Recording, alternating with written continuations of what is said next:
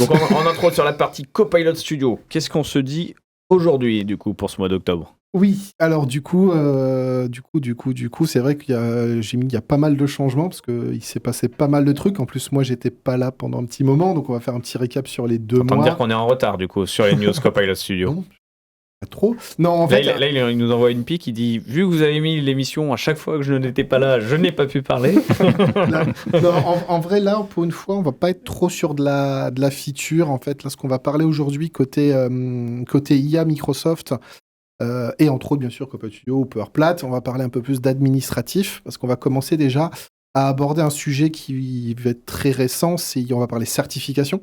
Il y a pas mal de changements sur les certifications. D'ailleurs, je trouve que ça fait un petit côté Halloween, parce que c'est le truc qui fait peur, les certifs, surtout. Et en fait, certaines vont mettre des costumes pour changer d'apparence.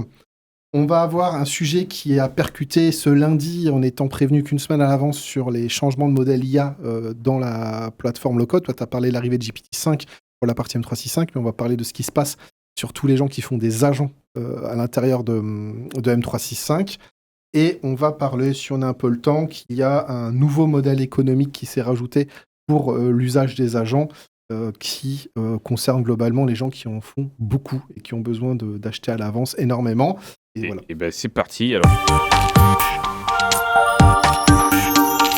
Pour rebondir sur si on a un peu de temps, pas trop, Romain. C'est pour ça. Mais on va aller vite. Je t'en prie. Non, sans aller vite, vas-y. Non, c'est pas des sujets tant waouh feature, mais plutôt, je pense, des choses importantes à apprendre. Surtout que l'Ignite arrive dans 3 semaines. Parce que là, on aura plein de choses à raconter. D'ailleurs, venez nous voir le 18 au soir sur notre émission spéciale. Exactement. Premier sujet.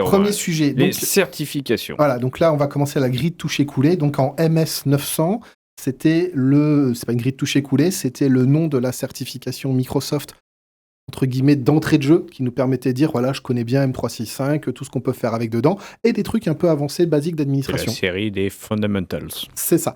Donc celle-là, elle part à la retraite. Voilà, et elle change, elle met un nouveau costume, elle enlève le MS, elle met un AB devant, donc ça vient AB 900, pour intégrer d'autres notions qui sont plus dans l'air du temps. Tout ce que nous raconte Kevin depuis un petit moment, donc Copilot, l'IA, la sécurité, l'administration. Et donc là... Donc ça marque ce passage finalement de l'écosystème de productivité Microsoft classique, 365 à cet écosystème intelligent centré autour de Copilot du coup. Et en fait même elle va s'élargir, elle va prendre 2 axes. Elle va prendre toute la gamme 365, donc là j'ai besoin de mes petites notes pour être sûr de rien oublier, mais globalement il va y avoir du Dynamics 365, du M365, de la Power Platform. Enfin, il va y avoir beaucoup de choses qui vont arriver dans les certifs. Mais là, si on se concentre juste sur la AB900, on va être sur des niveaux un petit peu de connaissances et d'administration. Et du coup, ils vont rajouter derrière la AB100, qui, elle, va demander des connaissances plutôt en architecture conception. Donc la MS900, c'était du fondamental. Je rassure tout le monde, c'est du niveau... Souvent, par exemple, les commerciaux la passent ou les gens qui débutent la passent. C'est très intéressant pour avoir une compréhension. Une bonne culture générale de ce qui se fait dans l'écosystème Microsoft. C'est ça. Et on va la compléter par la AB100 qui, elle, arrive le 18 novembre. Et elle, justement, elle va par contre demander d'avoir une connaissance complète. Là où tu as la connaissance fondamentale sur la AB900, on va après passer sur les connaissances complètes et là sur la même liste de produits. Donc Dynamics, Power Platform, M365, Copilot, etc. J'ai vu le programme, j'ai fait ouch. C'est entrée plat dessert là. T'as tout d'un coup là. C'est quoi ça, une 2 étoiles Microsoft? Pardon? Une 2 étoiles? Faut voir les logos, je sais plus ce qu'il y a sur les logos, je crois que c'est une 2 étoiles la 100, parce qu'en plus la 100, là où la 900 vous restez sur du M365 et ça vous aide à tout ce qu'il faut pour comprendre quand Kevin Yandandou vous parle, c'est voilà, passez là et vous comprendrez tout ce qu'il dit, même si on comprend déjà bien, et la 100, elle rajoute en plus de tout ça, elle rajoute Azure, iFoundry, Copilot Studio, les instructions, le MCP, donc modèle contexte protocole, le agent to agent, voilà, elle rajoute. Ça fait penser un peu à l'époque où côté data, ils avaient amené les architectes data, où finalement, il fallait être aussi bon en Power BI, en gouvernance, qu'en Synapse, en data engineering. Enfin, tu avais un mix de tout. Tu sentais qu'il fallait bachoter un petit peu ou vraiment traîner dedans pour l'avoir. Déjà, la DP600 qui est concerne Fabric, en fait, ça s'appelle Analytics Engineer. Donc, ça veut dire que tu mélanges les data engineers avec les data analysts. Donc c'est c'est un profil entre deux, on va dire. On retrouve Qui ce grand sait, écart. Ce qui est le propre d'un architecte, notamment, d'avoir un overview finalement de tout ce que tu vas mettre en place derrière avec des équipes. Quoi. Mais moi, ce que j'aime bien dans la AB900 par rapport à la MS900 d'avant, la MS900, c'était vraiment feature, usage. Et moi, pour être aussi côté, j'anime certains forums Microsoft officiels, et on voit que les principales questions des gens, c'est ok, j'ai compris que je peux faire ça, je veux le faire, mais ça marche pas, j'ai tel message à l'écran. Et en fait, le message, c'est souvent des voir avec votre administrateur ou ce genre de choses. Et c'est beaucoup de messages, ça se résume ça. Et ce qui est bien dans la AB900, c'est qu'elle rajoute la couche administration de base. Pas vous êtes en train d'administrer, de remplacer un administrateur, mais ça vous permet de comprendre pourquoi il y a un administrateur et qu'est-ce qu'il y a besoin. C'est un peu, je vais faire une comparaison, c'est comme au permis de conduire. Maintenant, on vous apprend à changer une roue, faire les niveaux, faire un peu de mécanique, mais vous n'êtes pas garagiste. En fait, c'est exactement ça. Ça vous donne le niveau de comprendre pourquoi il y a besoin du garagiste. Je refais et ce pourquoi vous pouvez parallèle pas avec la data, c'est qu'on l'a vécu, c'est qu'à un moment, on te disait, t'es data analyst, data engineer, puis à un moment, on t'a dit, finalement, rappelle-toi que t'es dans Azure. Donc si tu veux être tech lead ou archi, t'es obligé de comprendre, et Raleigh, on a eu des sujets sur ces sujets, pour déployer une gateway, des passerelles, des choses comme ça, tu surfes entre ce monde pur infra et le monde de la data, mais si t'es tech lead et expert, t'es obligé de toucher un petit peu. Ouais. Par exemple, des choses qu'il y a dedans, le grand classique, c'est les sujets de partage d'agents que tu fais avec Agent Builder, qui a été renommé au passage Copilot Studio Lite. Donc, par exemple, souvent, c'est « j'arrive pas à le partager ». En fait, ça t'explique ces notions, qu'est-ce que tu peux faire en partage avec les agents de Builder dans Copilot 365. Déjà, même comment tu peux l'avoir, comment tu l'actives. C'est pas toi qui vas le faire, mais le fait de le comprendre, du coup, tu comprends mieux ce qui se passe et pourquoi tu vois certains produits ou pas d'autres. Et alors, je vais rajouter juste un petit commentaire aussi, c'est que ce qui est assez marrant, c'est que tu vois que c'est aussi...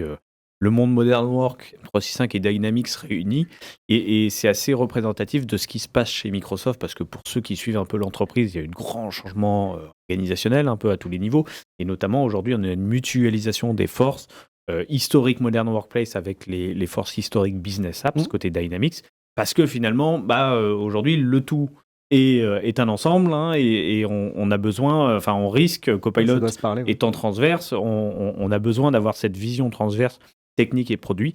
Et on le retrouve du coup donc avec l'arrivée de la AB100, c'était c'est ça, et la B100, la AB900, AB900, AB100. Et la B100 qui veut être l'assertif de toutes les solutions IA. C'est-à-dire qu'on n'est pas, vous n'êtes pas le niveau architecte Dynamics, vous n'êtes pas niveau architecte iFoundry, mais ça prouve un niveau de conception architecture transverse sur toutes ces technos. Tu fais bien de le rajouter parce qu'en effet, dans l'assertif, on retrouve la partie Azure et iFoundry qui est demandée comme prérequis. Donc vraiment, c'est toutes les solutions AI dans cette certif. Voilà. Elle va pas être facile à avoir, je pense. Et d'ailleurs, quand on fait de la technique, on se rend compte que c'est que on a les agents low-code, etc., mais très vite, il faut comprendre qu'est-ce qu'on peut faire avec les autres solutions pour savoir les limites des produits, ce qu'on peut faire avec. Le point d'après, qui va aussi bien concerner les gens qui ont fait de l'agent builder que des agents dans le monde Microsoft, c'est que je taclais un petit peu tout à l'heure en disant on avait l'agent GPT 4o depuis... en plus, très longtemps, voire la version de juillet 2024 jusqu'à il y a pas longtemps, on est quand même en octobre 2025 là. En fait, il y a une semaine, Microsoft a dit coucou, lundi 27, c'est fini, 4o, vous l'avez plus. Et puis ils ont attendu vendredi pour nous dire, au fait, on mettra 4.1 à la place. Voilà. Et donc, du coup, c'est vrai que c'est important de communiquer là-dessus. Alors, je rassure les gens, en fait, vu qu'ils ont un peu communiqué à l'arrache, j'ai vérifié ce matin. J'ai encore 1 ou 2 agents où il y a écrit 4o, c'est pas la panique. Mais c'est assez intéressant de voir qu'on avance. Automatiquement, les agents seront passés en 4.1. Et il y a un petit bouton qui permet justement de se dire que on peut... Non, je n'ai pas la capture, Antoine. Non, je ne l'ai pas. Mais globalement, il y a un petit bouton dans les agents où on peut dire pendant 1 mois, laisse-moi encore 4o. Voilà. Ça laisse 1 mois aux gens pour faire la bascule 4o. 4.1, voilà. Les impacts, c'est pas comme si on passait au 5, mais forcément il y en a parce qu'on parle d'agentique et d'agents low-code, donc on passe de choses basées globalement sur du prompt. Ça veut dire que derrière, il va falloir peut-être revoir les prompts qui ont été créés. Exactement, c'est que voilà, là si on était sur du dev pur, on s'en sortirait plutôt pas mal. Là, globalement, parce que tu as des choses assez directes, là vu qu'on a du prompt et on réagit à des résultats de prompt, potentiellement, c'est là où il y a un sujet. Par contre, ce qui est rassurant, c'est que Microsoft, on le sait dans le monde de la Power Platform, il y a l'officiel dans les plateformes d'admin, mais il y a aussi toute la partie toolkit. Et donc, il y a un toolkit gratuit qu'on connaît en Power Platform qui s'appelle le Microsoft Center of Excellence. Et donc, la team Microsoft qui s'occupe de la partie communautaire, c'est la team PowerCat. Ils ont sorti donc le Copilot Studio Kit de l'équipe PowerCat Team. Et dedans, il y a plein de modules. Ça me prendrait plusieurs émissions pour tous les expliquer. Globalement, on mettra le lien en description pour y aller voir. C'est gratuit, ça s'installe bien. Et dedans, il y a un module d'automatisation de tests à partir de prompts. Okay. Donc, pour ceux qui n'ont toujours pas sauté le pas d'essayer l'outil, c'est peut-être l'occasion pour les agents qui sont encore en 4.0 de faire tes petits tests avant le passage. De reprendre tes prompts, de les tester, parce que moi, par contre, comme l'a dit Kevin, GPT-5 arrive dans Copilot. Pour moi, 4.1, c'est juste une étape vraiment temporaire. Pour moi, ma boule de cristal, on ne va pas passer 1 an avec le 4.1. Pour moi, je ne serais pas surpris qu'au mois d'avril-mai, on nous dise on passe en 5 grand max, voire même peut-être dans 3 mois, parce que le 5, on l'a depuis très longtemps. Je pense que c'est juste, il faut enlever le 4. Voilà, très longtemps, tu sens que les échelles de temps ne sont plus les mêmes. C'est surtout que ça crée un effet déceptif, là, comme tu l'as dit, parfois on est parfois dit ce qui ne va pas. Il y a des gens qui disent, mais je ne comprends pas, mon agent low-code, il me fait des trucs. Bah oui, en fait, il est sur un modèle qui date de juillet 2024. Waouh, et toi tu nous parles de GPT-5, de Claude Sonnet et tout. Enfin, au bout d'un moment, faut débrancher voilà.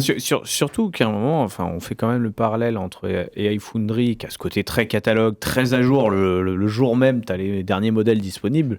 Et Copilot, qui est sa version low-code, finalement, en comparaison, et les deux sont complémentaires. Pourquoi ne pas avoir cette fraîcheur de la mise à jour, finalement? On les a, c'est-à-dire qu'on les a. On appelant Foundry. Non, même pas. 4.1, 5, tu les as dans les menus déroulants. Le problème, c'est que les gens qui ont fait des agents il y a un an, ils ont choisi 4.0 et ils n'ont pas pensé à faire la bascule. Ah oui, c'est plutôt ça, ok. Voilà, c'est plutôt ça. C'est-à-dire qu'ils ont figé leur... ils ont fait leur agent, le projet il est fini, peut-être l'équipe qui a fait le projet elle est plus là, on sait comment ça se passe la vie des projets.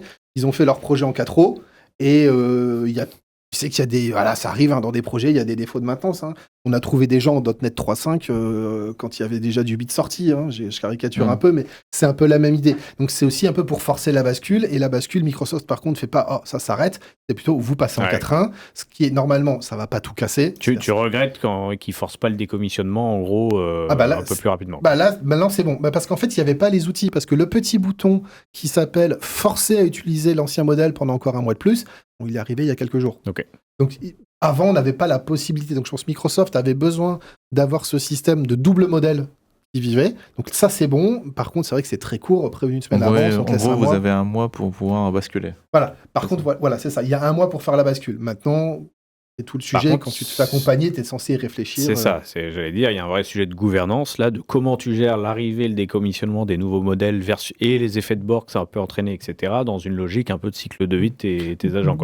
Moi, ce que je recommande, c'est que beaucoup de gens, j'ai vu beaucoup vous êtes projet, ils mettaient pas ces outils de test automatisés avec l'outil de la PowerCat Team, disant c'est bon. Maintenant, je pense que ça va devenir quelque chose à réfléchir parce qu'on va rentrer dans une logique où les modèles vont changer souvent et que je pense qu'il faut avoir tes prompts tests, tes prompts cas d'école, et qu'il va falloir les avoir pour automatiser les résultats dessus. Donc ça va peut-être aussi aider à démocratiser cet outil. Et enfin, petit sujet qui date de début sur septembre-octobre, mais c'est bien de le traiter en une fois, il s'est passé des choses côté licence. Un petit sujet chez Microsoft. Oui, petit sujet. Alors déjà, on fait toujours le lapsus dans la licence, mais là, ça va parler côté utilisation de l'IA low-code. Il y avait deux univers. Il y avait les crédits IA, donc souvent vulgairement on disait les crédits AI Builder, parce que c'est lui principalement qui te les mangeait. Et il y avait les messages Copilot Studio, qui étaient en fait très traîtres, parce que tu dis j'ai un message à l'écran, c'est un message, non, parce qu'un message en fait ça en fait 12. Action. Ouais, voilà, un message qui va lire du SharePoint, ça fait 12 messages, c'était bizarre. Donc, il s'est passé deux choses qu'on va résumer en une fois. Déjà, depuis le 1er septembre, les messages Copilot Studio s'appellent des crédits. Première réaction que ça a été, c'est cool, donc on a les crédits Copilot Studio et les crédits AI Builder. Ouais, merci. Et en fait, c'était un peu voulu et volontaire, puisque... Un crédit égale N message. Non, ça par contre, ils ont fait horrible, t'imagines. Ils ont fait la bascule. Par contre, AI Builder, là, ils ont fait une grosse news, c'est qu'au 1er novembre, unification. Voilà, c'est-à-dire que AI Builder, qui avait son système de crédit à part, en fait, va être consommé par les crédits Copilot Studio. Alors, avant le 1er novembre, en fait, ce qui était compliqué, c'était si vous faisiez de l'iBuilder en le créant depuis Power Apps, enfin depuis le Hub IA, pardon, ça consommait des crédits IA. Et ensuite, si vous créiez votre iBuilder depuis l'outil qui s'appelait Prompt, qui est iBuilder dans Copilot Studio, ça consommait des crédits Copilot Studio. Donc, une erreur était vite arrivée. Donc là, maintenant, déjà, de base, ça va consommer qu'un seul endroit. Moi, j'ai une question, Romain, comme ça. À quel point tu arrives à projeter combien de crédits quand tu montes un agent, là, un workflow, comment tu t'arrives à projeter combien ça coûte? Alors, de deux façons. Déjà, en fait, la moindre action, tu sais combien elle coûte. En fait, tu as tout qui est hyper détaillé. Okay. De deux, quand tu vas dans l'outil iBuilder Preview, tu as la calculatrice. Quand tu es dans la publique, en bas, il y a juste marqué X secondes pour exécuter. Quand tu es en Preview, à côté, il y a la calculatrice. Mais elle est toujours en Preview parce que la calculatrice, c'est un peu compliqué. Tu montes ton agent, tu as mis tes actions et tout. Tu as quelque chose qui te dit ça va coûter tant. Alors, en fait, c'est que quand tu fais de l'iBuilder, tu as une partie prompt où tu écris, tu testes, en plus, tu peux le connecter du Dataverse, plein d'autres choses, etc., plein d'outils.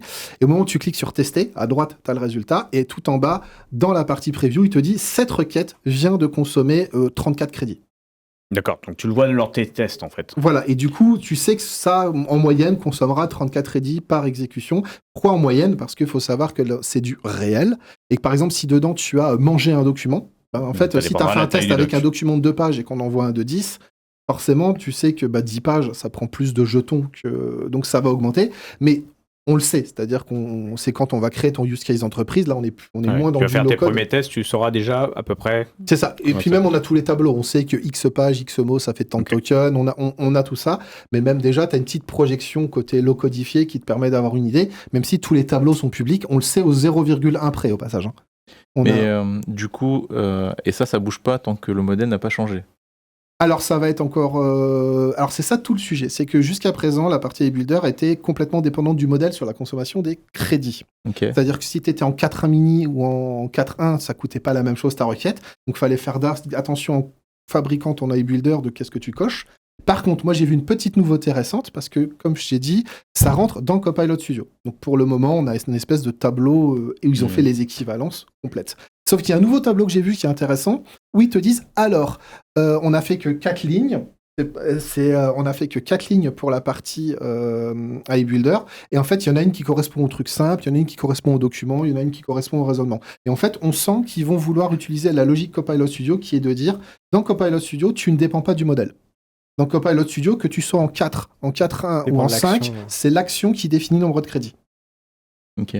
Voilà. En Copilot Studio, si tu requêtes sur du SharePoint, que ça soit en 4.0 ou en 5, c'est 12 crédits.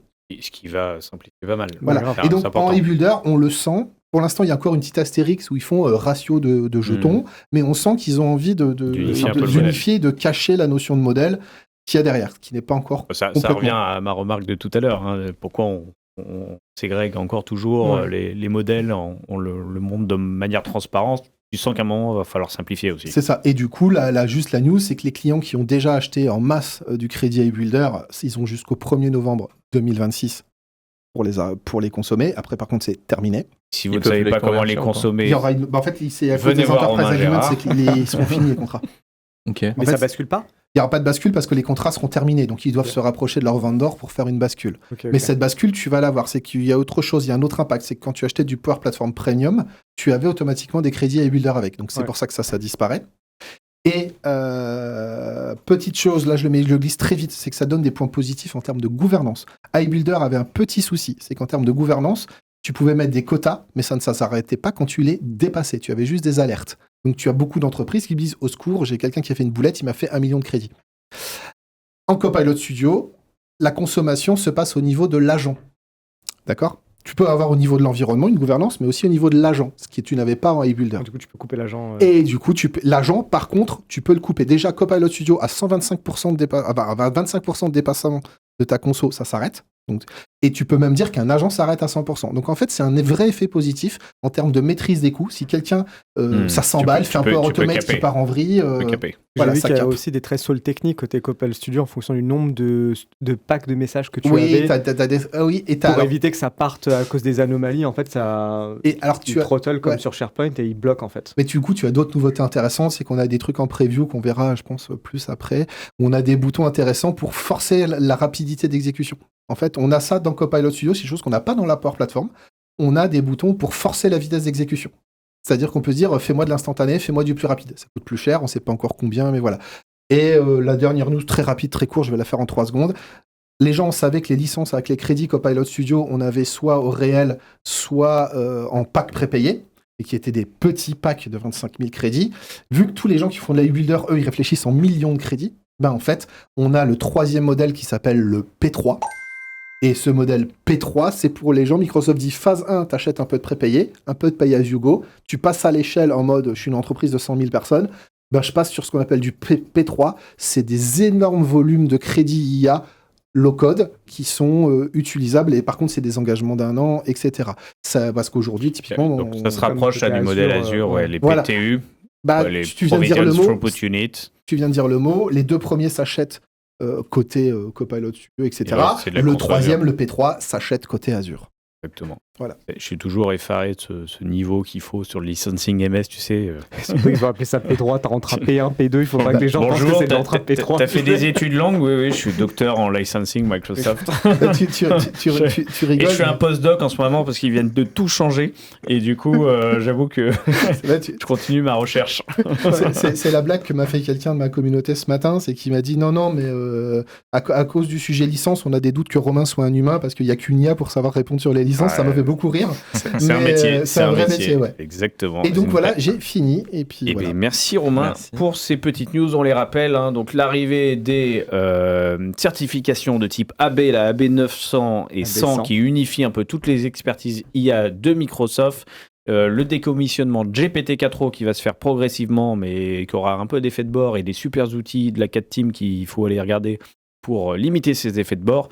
Et le dernier, du coup, c'est le changement de mode, le licensing. On unifie les crédits AI Builder et Copilot Studio. Et puis, le nouveau type de licence P3, si j'ai bien résumé. On va passer à notre dernière partie parce que le temps tourne et puis on commence à avoir faim. Et oui, on tourne en live, il est midi, on n'a pas mangé, il fait faim.